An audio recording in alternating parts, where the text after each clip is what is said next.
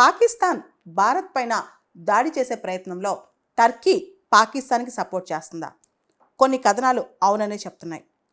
రీసెంట్గా భారతదేశం మీద నిన్న దాదాపు 300 నుంచి 400 అన్మాన్డ్ ఏరియల్ వెహికల్స్ డ్రోన్స్ పంపించింది పాకిస్తాన్.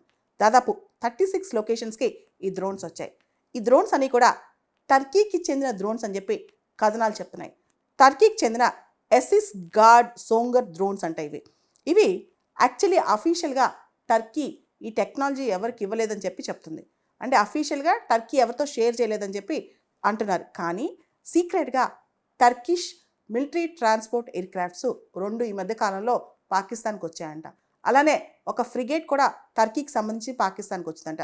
ఒకవేళ టర్కీ ఇలాంటివి ఏదైతే అన్మాన్డ్ ఏరియల్ వెహికల్స్ ఉన్నాయో, ఎస్ఎస్ గార్డ్ సోంగర్ అన్మాన్డ్ ఏరియల్ వెహికల్స్ ఉన్నాయో, ఇవన్నీ టర్కీ పాకిస్తాన్కి అందిస్తుందా?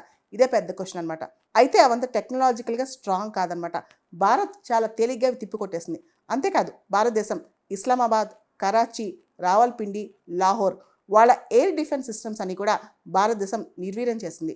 మన ఎయిర్ డిఫెన్స్ సిస్టమ్ ఎంత స్ట్రాంగ్గా ఉందో, ఎలా పనిచేస్తుందో కనుక్కోవడానికి కూడా వాళ్ళు అక్కడి నుంచి డ్రోన్స్ మనపైకి వదులుతున్నారనమాట.